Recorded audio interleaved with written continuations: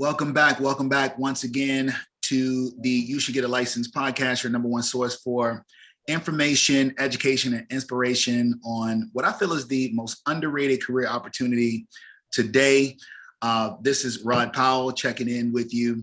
I'm an insurance industry professional in the DC, Maryland, Virginia area, specializing in employee benefits with mid-large size companies and medical brokers, and have a very, very, very special guest that we're going to be speaking with today. This gentleman has some phenomenal content on his own platforms, on his own channels.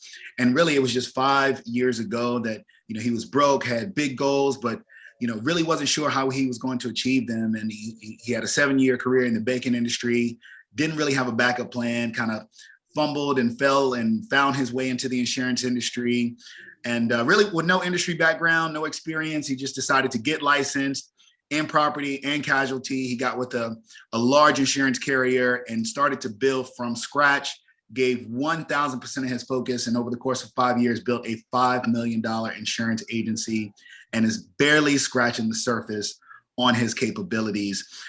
He has his own channel, so we'll talk about that, where he discusses entrepreneurship, self-development, and the insurance industry, and is the co-host of the Barbells and Briefcases podcast, where you can find anywhere you're listening to, your podcast and getting your upliftment and the information that gives you value. So I am so happy, so elated to welcome all the way from Las Vegas, Nevada, Mr. Nicholas Sakha. Nicholas, how are you doing today? Rod, what's up, man? What a beautiful introduction, man. I'm humbled to be here. Hey, thank you so much. Look, we are honored to have you. I've seen your content. I've seen the value that you're offering to young professionals and speaking about your experiences, being very, very transparent about it. And that's really what this platform is all about. Where I want to start really is I want to just give an idea of where you specialize. One of the things about, the insurance industry is, when you work in this industry and you say, hey, I work in the insurance industry, people make all kinds of assumptions. They really don't know. They could be thinking anything. Oh, well, insurance. Oh, well, can you do my auto? Oh, can you do my life? Could it be benefits? Could it be marine? Could it be IT and insurance? It could be could you be a carrier rep? It could be all different kinds of things. So can you talk a little bit about your specialty, where you focus your business in this industry that we work in? Yeah, absolutely. So we specialize in property and casualty, mainly personal home lines, investment properties and renters insurance. We did really focus on life insurance when it was a priority. I represent Allstate. So in my first couple of years, we did have life insurance goals and things that we did need to hit in order to reach our bonus. But right now, that's Allstate has sold their life insurance, department. And so we don't have as much of a life goal. We crushed it in life, though. We were top 2 in the state for like several years. And we weren't number 1, but we were top 2. And but we mainly focus on the personal lines. Commercial lines, not so much. Allstate, unfortunately, doesn't have an appetite for it. But we just quadruple down on the personal lines. That's awesome. And you're right. There are so many different areas of the insurance industry. There's all sorts. The longer you're in this industry, it's like, oh wow, I'm it's so funny you say that. I actually recently came to a realization that I need to change my branding on my YouTube channel to not just insurance, but I want to be known as the PNC guy. So that's something I'm gonna change effective moving forward because insurance is so broad. There are so many other areas, and I'm not versed in the other areas, so I need to correct that moving forward. Yeah, absolutely, man. Hey, thank you for providing that. And you mentioned, and yeah, to that point, you're on the PNC side, which I know very little about. We talked about this just before we started recording. PNC side, which I know very little about. I'm on the employee benefit side, which you don't spend a lot of time in. So it's like, you could, two people can have very specific specializations in this business and build, really phenomenal careers in either one of those specialties. And that's part of what's so dynamic about it. Now, you spoke about being an Allstate agent and, having that experience, you're an agency owner, correct? Correct. And you started that agency from scratch. So how many offices do you have now? I know that you had started one office. Did you open a second office as well? Yeah, in 2.5 years, we bought a small book for a second office, and then fast forward, we just hit our 5-year mark, and another existing agent that was, I guess, retiring, wanted to get out of the business, and he had a $5 million book. So we grew roughly to 5 million organically, and then I've just purchased a $5 million book, which is my third office. And so now that puts us at a $10 million book, and we're still just getting started, man. I'm looking to keep on, as the industry changes, there's so many people looking to sell their books of businesses, and people that are just ready to retire, or they're just not, aligned with the company anymore. And so they're ready to get out. I don't think I'm going to stop here, man. I was telling my team that we might keep on keeping on. Right.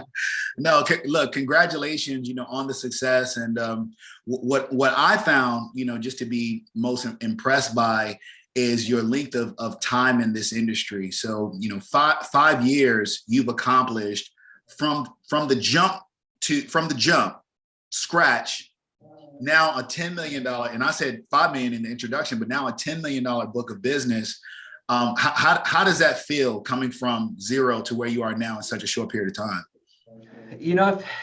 I'm not surprised. You know what? It's so crazy. Now, for those of you guys watching on YouTube, those listening on the podcast, you might not be able to see it, but, I went to this seminar not that long, maybe 6 years ago. And it was this little piece of paper that you were able to write on and then slip into this laminated sheet right here. Mm-hmm. And it had the words on it. I'm so fired up and grateful now that ...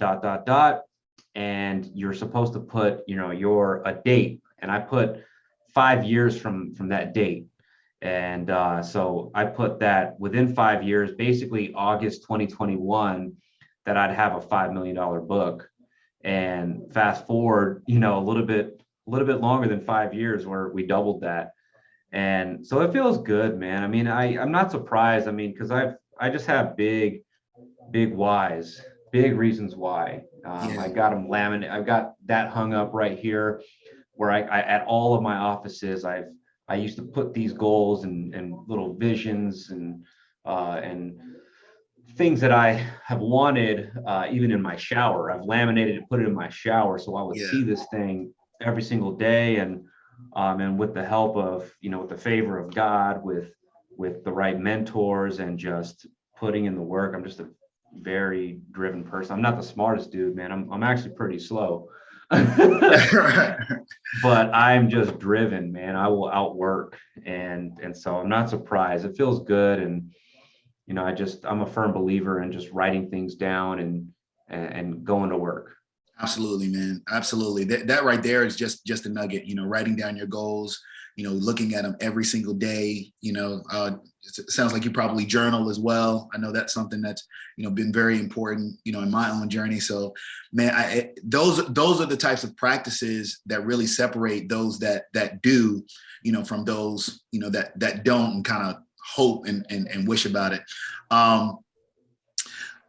Here's what I want to do. Since we talked about goals, we talked about where you are at this point. You're new to the insurance industry, not new to business. I want to go, all the way back, not even to the start of your business career, but I want to go all the way back to, let's say, a 9-10-year-old, Nicholas Sakha, and tell me, because I know it wasn't getting into insurance. What was the dream, when you were growing up? What did you aspire to be at a young age?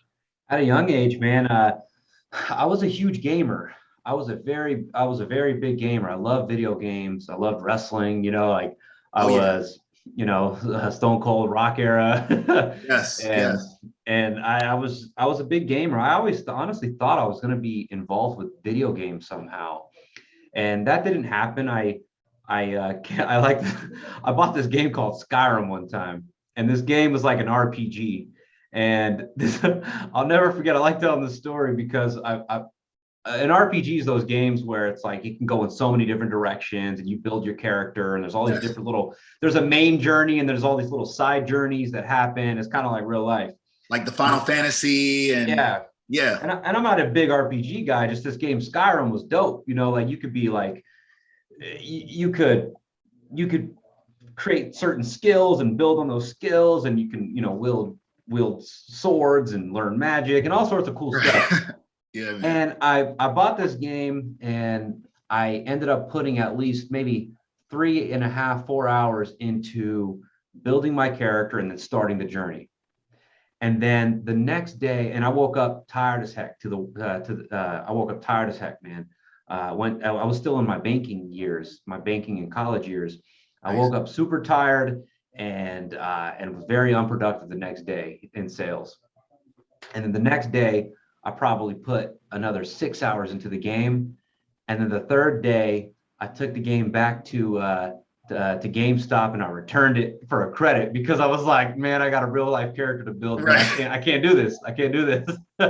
So I had to sell the game. And that's I would say early motivations, things that really drove me early on was just seeing my parents. They provided the bare necessities, just the clothes on our back, the food on the table, the roof over our head. And there were a lot of kids, so we all didn't get everything that we wanted. You know what I mean? Like, we just got the bare necessities.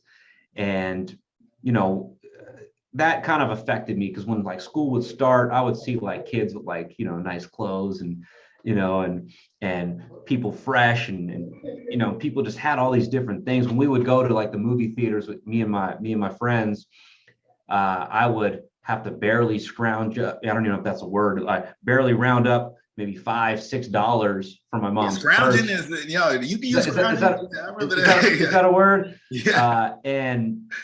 And my friends would get like $20, and so little things like that just really like stacked up on me. When I needed a haircut, my mom would say like, "You just got one," and I was like, "Mom, that was like 2 months ago. Like I need a haircut now." Like, and so just not happy. So seeing things like that drove me, and then seeing my mom pay for a lot of different things with a credit card. I knew the difference between her credit cards and her paying with cash. I knew every time I saw a card. This is before debit cards are really like, popping like that. And I knew every time I saw her pay with a card, I was like, that's not money she has. And I would always hear her kind of complain about that stuff. And so that really weighed on me. And it just really drove me, man. And so as soon as I was able to start working, I worked every chance I could get. I don't have the entrepreneurial, like, I sold baseball cards or I wasn't selling candy at school. Like, no, but as soon as I was able to, I got a job at the cafeteria. I worked on the neighbor's yard whenever I could. I worked for free at my cousin's pizza shop, door hanging, little advertisements. And so just any opportunity I could get to be productive and to make, even if it was $5, I would. And that just kind of stacked up. And I would say that that's kind of what kid I was. But I was a huge gamer, and I wasn't athletic. All my friends, they were athletic. They were all on the basketball team. Me, I just went to the intramurals, and when they picked the team, I already knew I wasn't getting picked up. So I just shook hands with everybody and went, all right, fellas, well, time to go get a job. Time to go get a job. You guys have fun, kill it this season. Yeah. I'm gonna go get a job. No, I feel you.